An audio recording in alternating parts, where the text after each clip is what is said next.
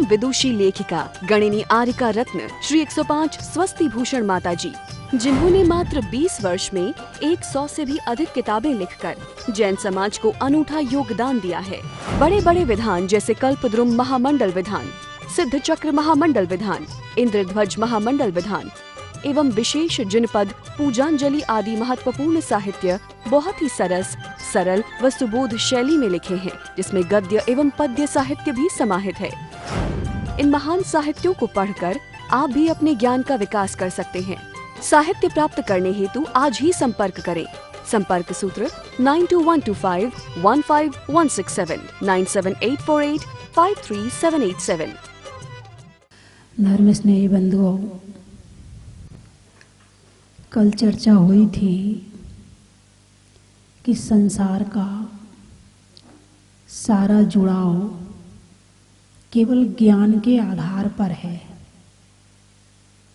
किसके आधार पर? बिगड़ा हुआ कौन है? हाथ, पाँव, नाक, मुंह, कौन बिगड़ा है? या हमारा ज्ञान? सुधार किसमें करना है? नाक में?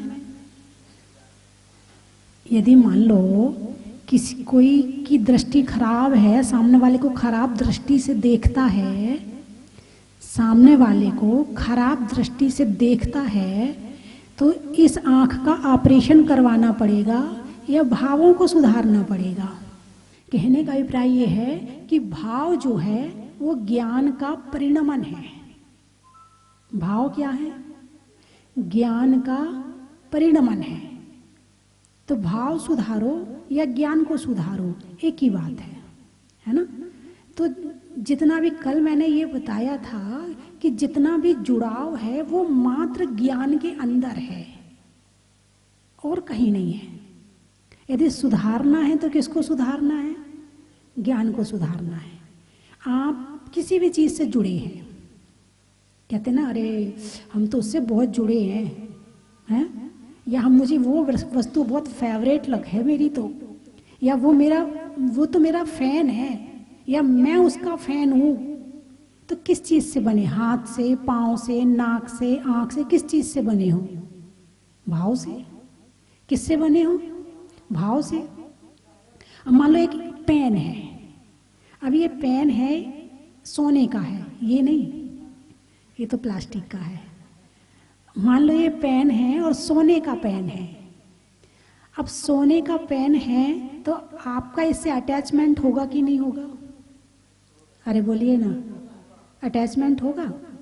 अब पेन अलग चीज हो गई, हाथ अलग चीज हो गई, और जिससे अटैचमेंट हुआ है वो अलग चीज हो गई। बात समझ में आई कि नहीं आई? अब यहाँ तीन चीजें हैं। एक चीज है जो भाव है, दूसरी चीज है कहाँ आत्मा में रहते हैं। तो आत्मा कहाँ रहती है? शरीर में। तो शरीर दूसरी चीज हो गई, और पेन हो गई तीसरी चीज। पेन हो गई तीसरी चीज।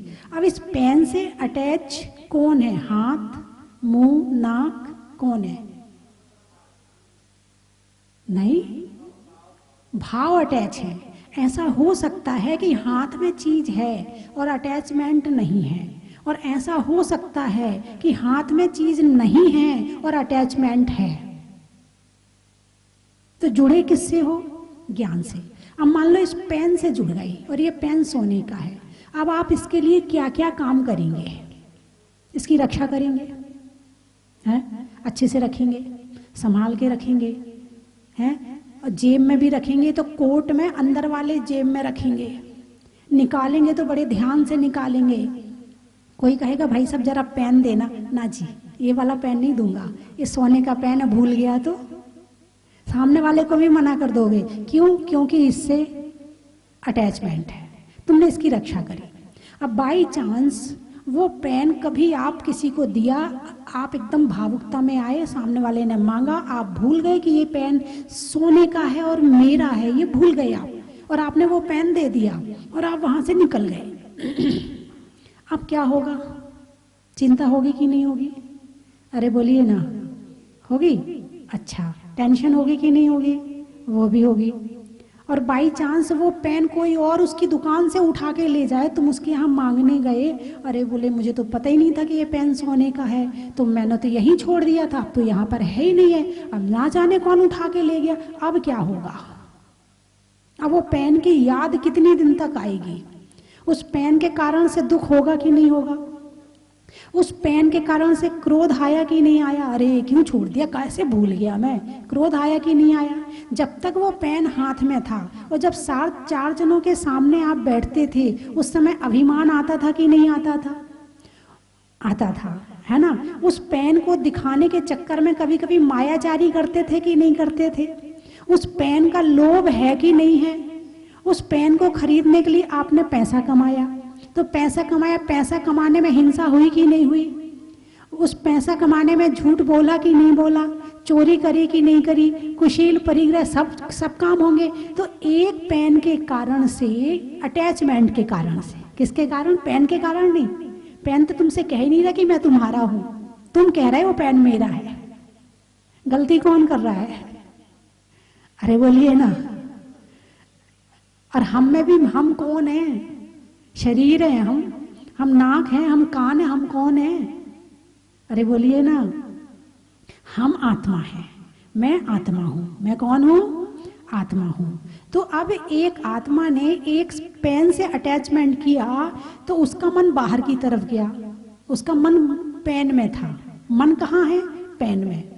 अब उस पेन के कारण से मन ने क्रोध भी किया, मान भी किया, मायाचारी भी करी, लोभ भी किया, उसने राग भी किया, उसने द्वेष भी किया, उसने दुख भी सहन किया, उसने कष्ट भी सहन किया, उसने सर्दी गर्मी बरसात सब कुछ सहन किया, एक पेन, सोने के पेन के कारण से। और यदि सोना से अटैचमेंट नहीं होता, यदि उस वस्तु से अटैचमेंट नहीं होता, तो उसको सबसे पहले कमाने के लिए मेहनत नहीं करते। जब कमाई नहीं तुमने, तो तुम्हारे पास में है ही नहीं, तो उसमें तुम्हारा मन भी नहीं जाता। जब तुम्हारे पास में वस्तु है ही नहीं और जब मन ही नहीं गया, तो उस वस्तु से संबंधित क्रोध मान माया लोभ भी नहीं होता। उस वस्तु से संबंधित जो है हिंसा झूठ चोरी कुशील परिग्रह भी नहीं होता। अब मुझे ये बताओ कि जो सारा अटैचमेंट है वो केवल ज्ञान के अंदर है, इस वस्तु का चित्र मेरे आत्मा में है, बस। वस्तु मेरी आत्मा में नहीं है, ये पेन मेरी आत्मा में नहीं घुस सकता है, केवल इस वस्तु का चित्र ही मेरी आत्मा में घुसता है। और चित्र घुस गया, चित्र जैसे आईना है। अब एक पेन किसी आईने के सामने जाएगा तो चित्र झलका कि नहीं झलका? झलक गया। ऐसे ये पेन मेरे सामने आया तो मेरे आईने में झलक गया। ज्ञान कैसा है? दर्पण के समान है। ज्ञान कैसा है? दर्पण के समान है।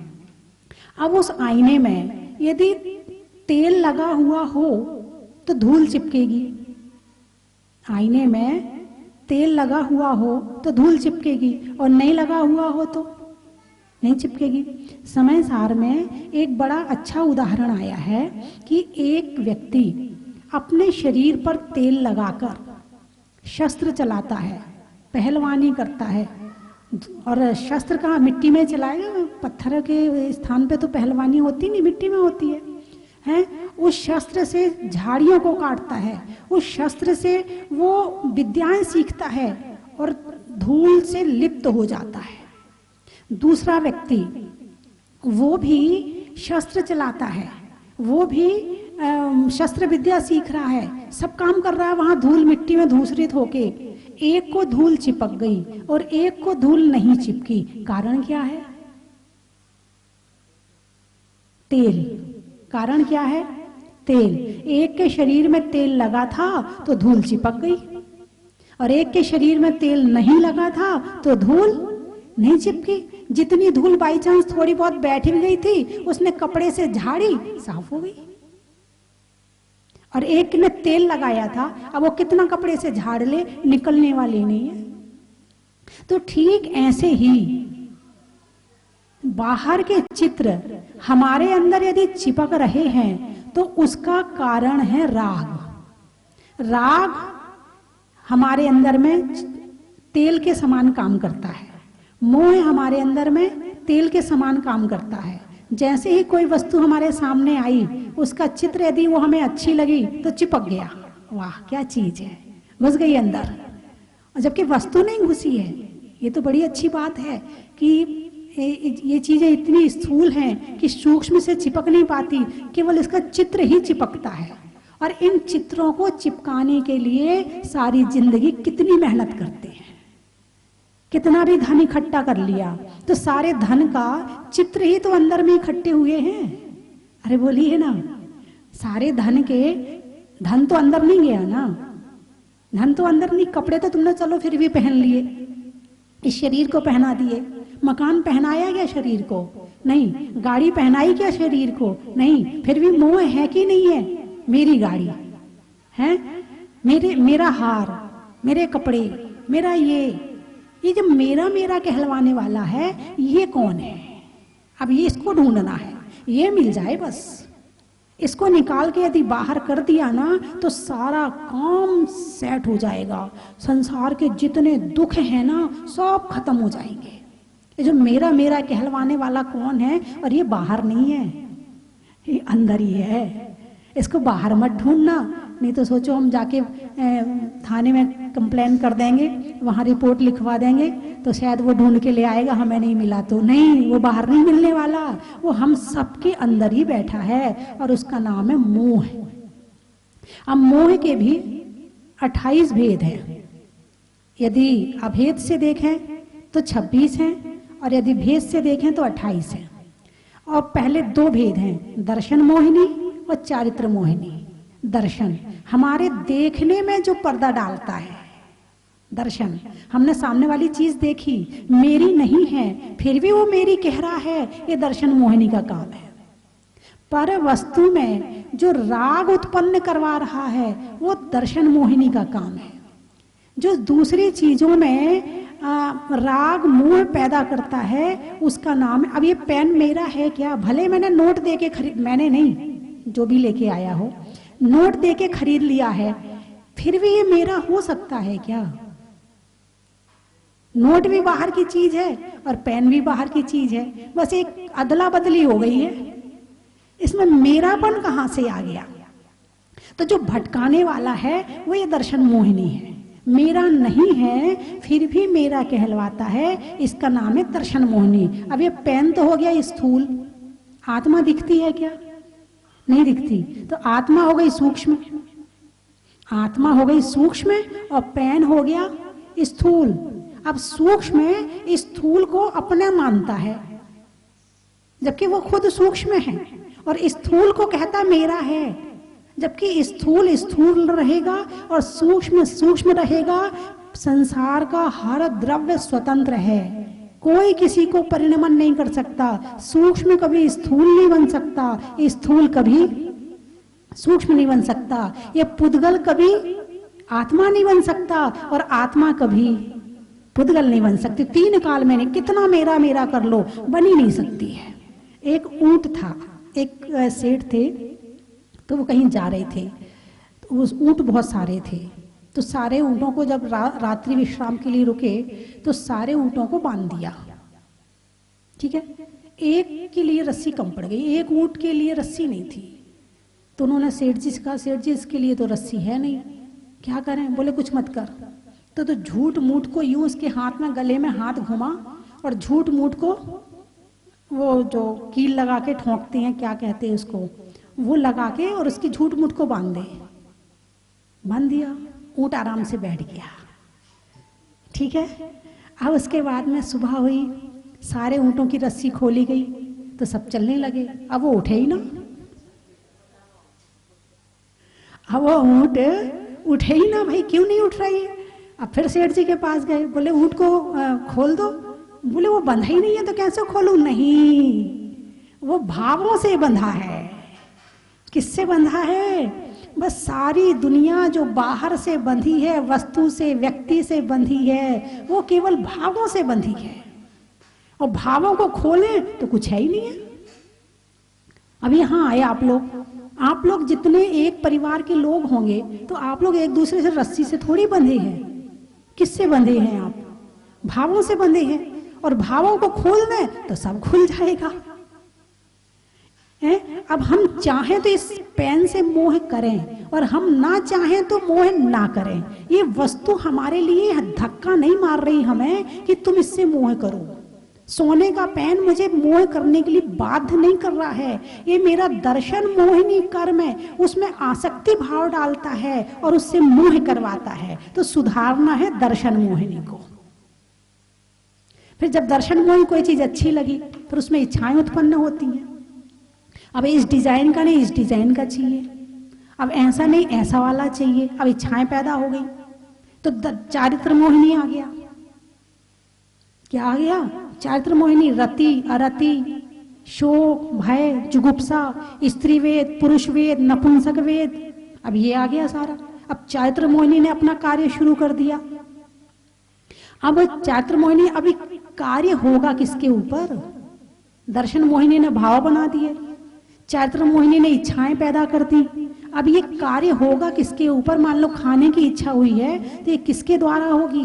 देखने की इच्छा हुई है तो वो किसके द्वारा होगी? तो द्रव्य कर्म, भाव कर्म और नौ कर्म। नौ कर्म का मतलब शरीर। नौ कर्म का क्या मतलब हो गया? शरीर। अब उन सब इच्छा विषय इच्छाओं को कैसे भोगेंगे? इस शरीर के माध्यम से भोगेंगे।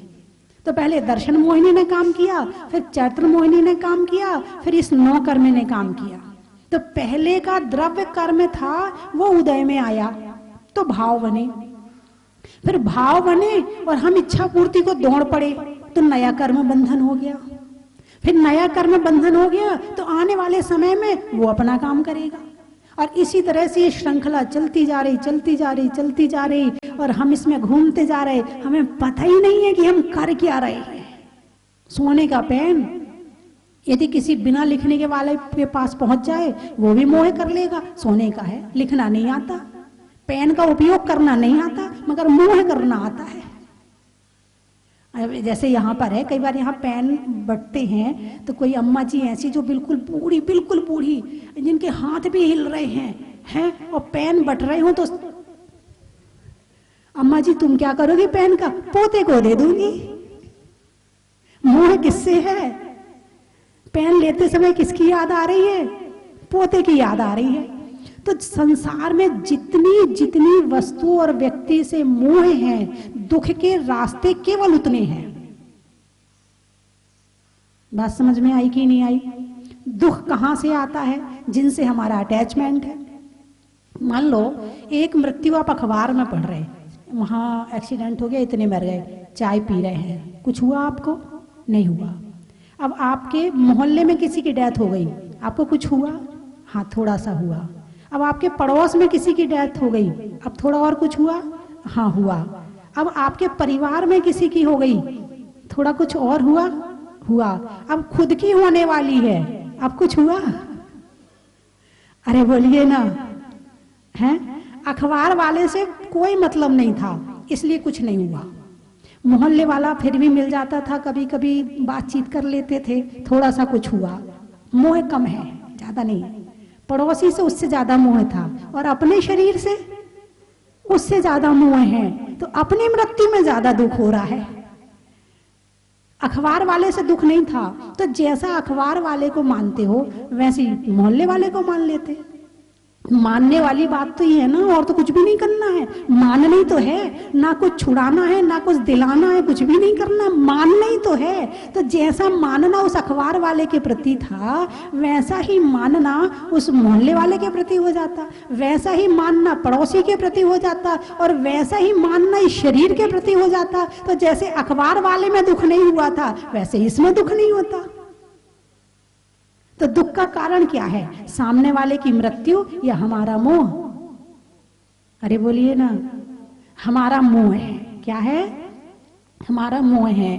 तो जो ये श्लोक स्टोपदेश में आचार्य पूज्यपाद स्वामी ने अध्यात्म योगेने, जायते अध्यात्म योगेने, यानी कि आश्रव निरोधनी परिसाध विज्ञान है, तो इसका कब कम होगा, दुख कब खत्म होगा?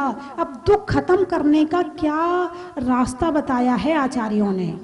आप भी दुख खत्म करने के पूरे उपाय करते हो कि नहीं करते हो? हैं? बचपन से लेके आज तक आप अपने परिवार वालों को देख रहे होंगे, और आप भी उसके बाद उसी लाइन में आप भी लगे हुए हैं, ठीक है ना? भाई आपके परिवार वाले क्या कर रहे थे? दुख दूर करने का उपाय कर रहे थे। आप क्या कर रहे हो? आप भी उसी लाइन में हो, आप भी दुख दूर कर रहे हो। हुए क्या अभी तक? नहीं हुए। तो अब आ जाओ आचार्यों के चरणों में, उनसे पूछो कि दुख दूर करने का वास्तविक उपाय है क्या। वो बताएंगे कि अध्यात्म के योग से संसार के दुखों का नाश होता है। ये अध्यात्म योग कब जागृत होता है? जब मोहिनी कर्म ढीला पड़ता है। जितना जितना मोहिनी कर्म ढीला पड़ेगा उतना उतना आत्मा में रुचि जागृत होगी। जब पर से रुचि हटेगी तो स्व में लगेगी। रुचि का तो काम है कहीं ना कहीं लगना। क्या कहा? रुचि का तो काम है कहीं ना कहीं लगना। यदि पर में ज्यादा है तो स्व में तो याद ही नहीं आती होगी आत्मा की, और जब आत्मा में ज्यादा आ जाएगी तो पर की याद नहीं आएगी। है तो रुचि के परिवर्तित होते ही, बाहर से मोह कम होते ही, मोह के ढीला पड़ते ही हमारा मन अपनी तरफ आना शुरू हो जाएगा। भाई हमने इस पेन से मोह छोड़ दिया, अब इसकी हमारी टेंशन भी खत्म। ये पेन जाने, इसका काम जाने, ठीक है मेरा काम लिखने का था मैंने लिख लिया। और जो ज्यादा होगा वही सोने का मत रखो, फालतू टेंशन होती। कुछ लोग सोने के बर्तन लेके पूजा आदि करते हैं, उनको बेचारों को कई बार तो पूजा में मन नहीं लगता है, दर्शन में मन नहीं लगता हो, बर्तन कोई उठा के ना ले जाए। भाई परिस्थितियां अलग, हालांकि उत्तम पात्र है, उत्तम वस्तु है, उससे भगवान की पूजा करनी चाहिए, मगर वर्तमान में तुम नजर हटी दुर्घटना घटी, ऐसे समय में तुम पूजा करोगे तो, और यदि मान लो कोई समझदार है तो चलो पूजा कर भी लेगा, और कोई थोड़ा सा कम समझदार है, थोड़ा सा परवस्तु से मोह ज्यादा है, तो पूजा करते हुए थोड़ा सा अभिमान से बैठेगा। सोने के बर्तन से कर रहे पूजा, तेरे तो लोहे के हैं, क्या है तू अपने आप को समझता क्या? मन ही मन बोलेगा, भले बोल ना पाए तो, लेकिन अंदर विचार चलेंगे, पूजा के भाव खत्म हो जाएंगे। यदि सोने के बर्तन में पूजा कर रहे हैं तो पूजा हो जाए, ये बहुत बड़ी बात है। नहीं तो ज्यादा से ज्यादा अभिमान काम करेगा कि मैं सोने के बर्तन से पूजा, सोने में उसे कीमत दिख रही, उसे भगवान की कीमत नजर नहीं आ रही, उसे आत्मा की कीमत नजर नहीं आ रही है। तो पर वस्तु से जब तक मोह कम नहीं होगा तब तक मंदिर में मन लगने वाला। आप मंदिर जाते हो, कल भी मैंने बताया था, भगवान के दर्शन होते हैं आपको? देखते हो भगवान को? भगवान के अंदर क्या देखते हो आप? किसी दुकान में घुसते हो तो चारों तरफ नजरें दौड़ती, कौन सी चीज अच्छी है, कौन सी खराब है, कौन सी बढ़िया दिख रही, चारों तरफ नजरें दौड़ती। आप भगवान को देखते हो तब आपको क्या नजर आता है? आदत पड़ी है ना इन आंखों को भगवान को देखने की, तो आंखें तो भगवान को देखती हैं और मन भाग जाता है। कहां भाग जाता है? जहां मोह होता है। कोई माता बहन होगी तो बच्चों में चला जाएगा मन, कोई जॉब करने वाला पुरुष होगा तो उसके ऑफिस में चला जाएगा, व्यापारी होगा तो नोट गिनने में चला जाएगा, लेन देन में चला जाएगा। खड़ा है भगवान के सामने और मन कहाँ चला गया? मोह में।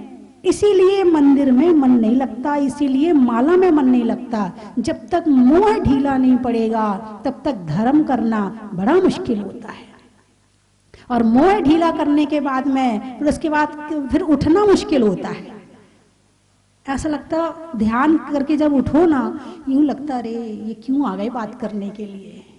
अब उनको देख के मुस्कुराना भी पड़ता है। क्या?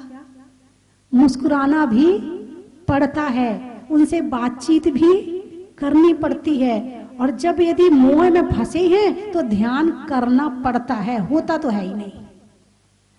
भाई सब लोग कहते माला फेरो, इसलिए हम माला फेर लेते हैं। मन तो लगता नहीं है माला में। क्यों नहीं लग रहा? बाहर में इतना मोह पड़ा है कि आत्मा और परमात्मा का ज्ञान होने के बावजूद भी स्थिरता नहीं आती है। इसीलिए आचार्य पूज्यपाद स्वामी ने इसमें कहा है, इसके फायदे बताए हैं कि ध्यान करने के क्या फायदे हैं। बोले परिसहाद अविज्ञानस्य, यानी परिसह दुख कष्ट पीड़ा पता नहीं चलती। अब जैसे एक जून के महीने में धूप में बैठकर कितनी महिलाएं हैं जो पत्थर तोड़ती हैं, कितने लोग हैं जो पहाड़ पे काम करते हैं, करते कि नहीं करते हैं, कितने मकान बनते हैं उस समय पर, खूब मकान बनते हैं और सब धूप में काम करते हैं। मैंने तो यहाँ देखा कि लोहा काटने वाले धूप के दिनों में यहाँ पर 12 बजे 2 बजे और धूप में लोहा काट रहे, वैसे ही लोहा गरम, ऊपर से धूप और ऊपर और आराम से काट रहे, उन्हें कुछ हो ही नहीं रहा। मैं देख रही हूँ भाई क्यों नहीं हो रहा, उनका मन जो है ना काम में लगा हुआ है। क्या कहा? उनका मन काम में लगा है तो बाहर की धूप सहन हो रही है? अब तुमसे कह दें जरा 2 माला धूप में खड़े होके फेर लो,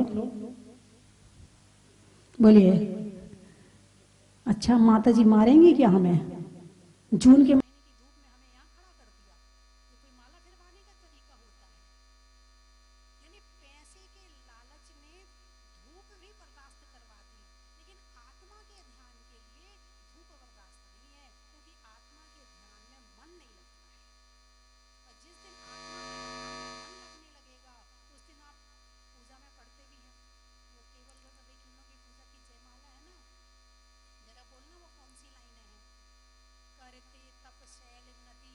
तुम्हारा पैसा तुमसे धूप सहन करवा सकता है तो तुम्हारा ध्यान तुमसे धूप क्यों नहीं सहन करवा सकता है? तुम्हारे अंदर पावर है, लेकिन उसका उपयोग केवल अभी बाहर के कामों में कर रहे हैं। यदि इसका उपयोग अंदर के कामों में होने लगे तो ये जीवन चमक जाएगा और इस जीवन की सार्थकता हो जाएगी। मगर धर्म में यदि मंदिर जाने पे जरा सा कष्ट मिल जाए, जरा सर्दी में चटाई पे बैठने ना मिले, फिर देखो कितना गुस्सा आएगा। इतनी व्यवस्था भी नहीं करी यहाँ पर कि चटाई बिछा देते, इतनी ठंडी का मौसम है और जमीन पे बिठाया हमें। और कहीं पर यदि सोने के हार बट रहे हों और वहां पर आपको जमीन पर बिठाया जाए और थोड़ा इंतजार भी करना पड़े तो क्या करोगे आप? बैठ जाओगे? उन पे गुस्सा नहीं करोगे कि अरे यहाँ चटाई नहीं बिछाई है? नहीं करोगे गुस्सा। यानी आत्मा का ज्ञान मिल रहा है, वहां आपको गुस्सा आ रहा है, और जहां पर आपको सोना मिल रहा है वहां पर आपको गुस्सा नहीं आ रहा। कारण क्या है? रुचि सोने में ज्यादा है और खुद की आत्मा में नहीं है। और दुख कहां से दूर होगा? उस सोने से दुख दूर होगा या आत्मा के ध्यान से दुख दूर होगा? तो उसमें कुछ नहीं करना, कुछ भी नहीं करना, कोई मेहनत नहीं करना। सबसे सरल है आत्मा का ध्यान, सीधा सरल है।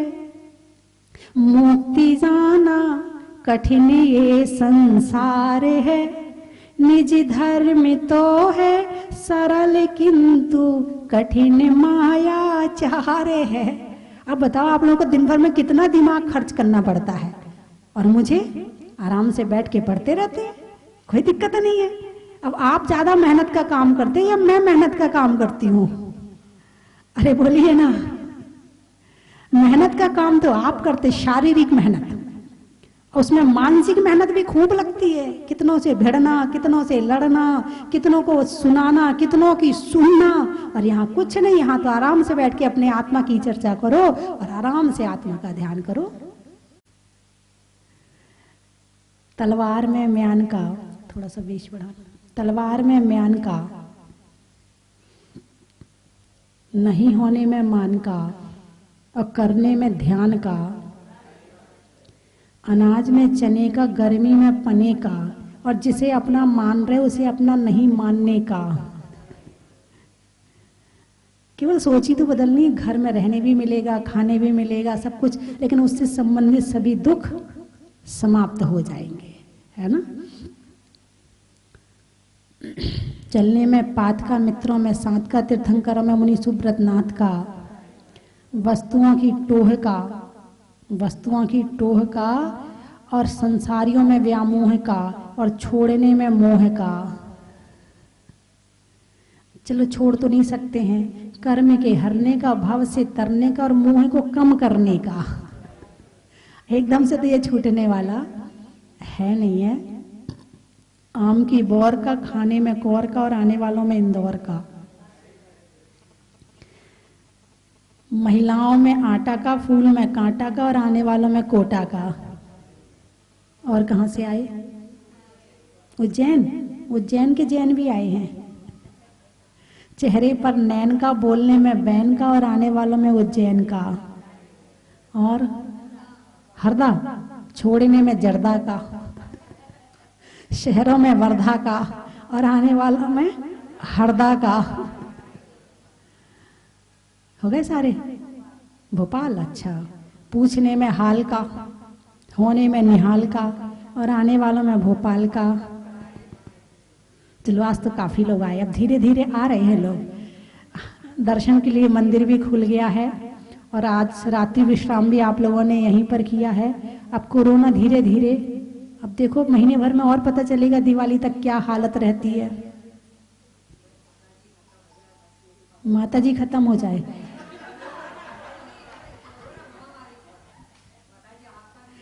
नहीं नहीं वो तो मैं समझ गई वो तो मैं समझती हूँ।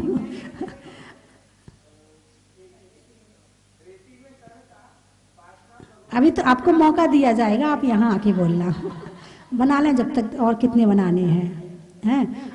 अक्सर चौकों में क्या, चौके में क्या होता है, माता जी गर्म है, माता जी ठंडी है। कोई सामान लाते ना, यदि वो गर्म है तो माता जी गर्म है, यदि वो ठंडा है तो माता जी ठंडा है। हाँ, माता जी ठंडी है, माता जी गर्म है। ये नए से सब बातें सही होती हैं। नए गम नए से, भूत का वर्तमान में कर दो, वर्तमान का भविष्य में, सब नए से सही होती हैं। लेकिन जब बिना नए के आप उसकी बात को पकड़े ना, तो आप स्वयं हंसते कि हम बोल क्या रहे हैं। कहते कपड़े छोटे हो गए, बताओ कपड़े छोटे हुए क्या, और कहते क्या हो, है ना। ऐसी बहुत सारी बातें हैं, फिर चर्चा करूंगी आपसे। चंद्रमा में गुरुत्वाकर्षण का, भौतिकता में आकर्षण का, और भगवान के दर्शन का।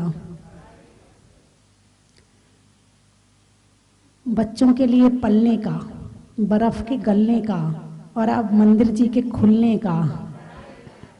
बोलिए 24वें भगवान की।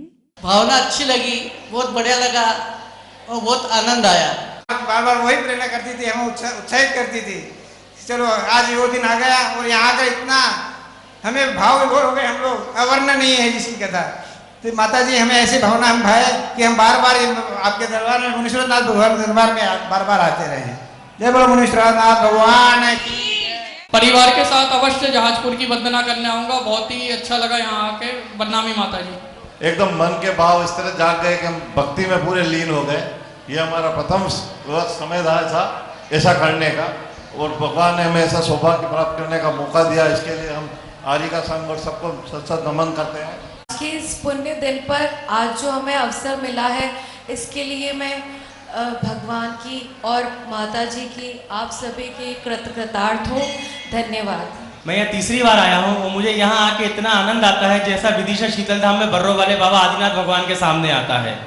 मैं बस यही भावना वाहूंगा कि बाबा के दरबार में मैं जब जब आऊँ तब तब बाबा का मुझे मिलता रहे, बाबा का आशीर्वाद मिलता रहे, बाबा ऐसे ही मुझे बुलाते रहे। और बस शीतल धाम विदिशा दृष्टि के नाते मैं माता जी से भी निवेदन करूंगा कि माता जी विदिशा पधारें।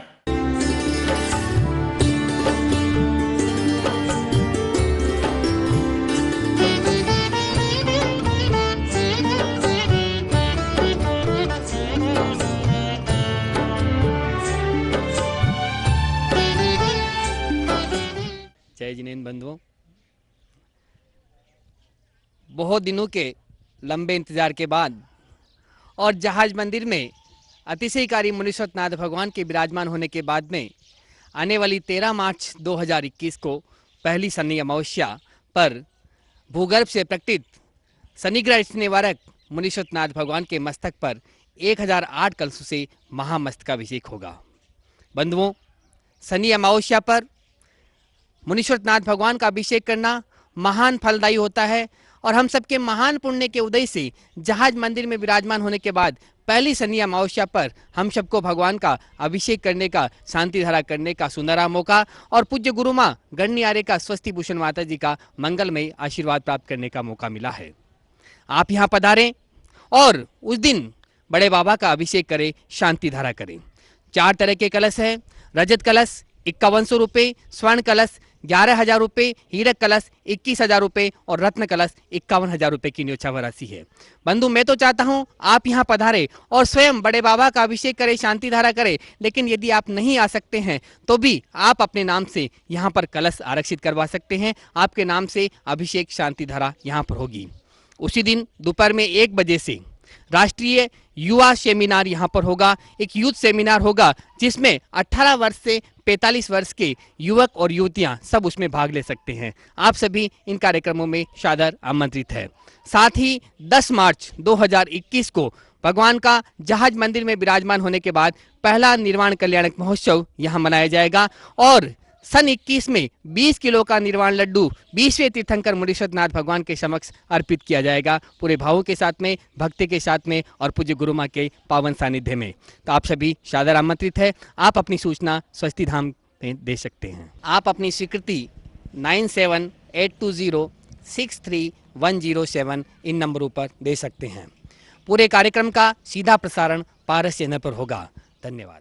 कंचन की थाल को सजाओ रे आज, रत्नों की थाल को भर लाओ रे आज। आओ आओ करे रे गुणगान आरती भगवन की। आओ आओ करे गुणगान आरती भगवन की।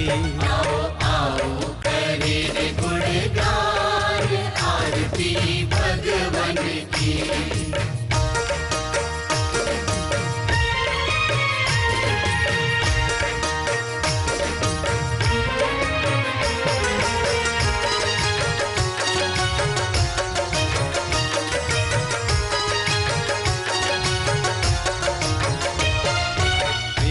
सुमित्र के राज दुलारे, माँ पद्मा जी के नैनों के तारे। पिता सुमित्र के राज। परम विदुषी लेखिका गणिनी आरिका रत्न श्री 105 स्वस्ति भूषण माता जी, जिन्होंने मात्र 20 वर्ष में 100 से भी अधिक किताबें लिखकर जैन समाज को अनूठा योगदान दिया है। बड़े बड़े विधान जैसे कल्पद्रुम महामंडल विधान, सिद्ध चक्र महामंडल विधान, इंद्रध्वज महामंडल विधान एवं विशेष जिनपद, पूजांजलि आदि महत्वपूर्ण साहित्य बहुत ही सरल व सुबोध शैली में लिखे हैं, जिसमें गद्य एवं पद्य साहित्य भी समाहित है। इन महान साहित्यों को पढ़कर आप भी अपने ज्ञान का विकास कर सकते हैं। साहित्य प्राप्त करने हेतु आज ही संपर्क करें। संपर्क सूत्र 9212515167 978485387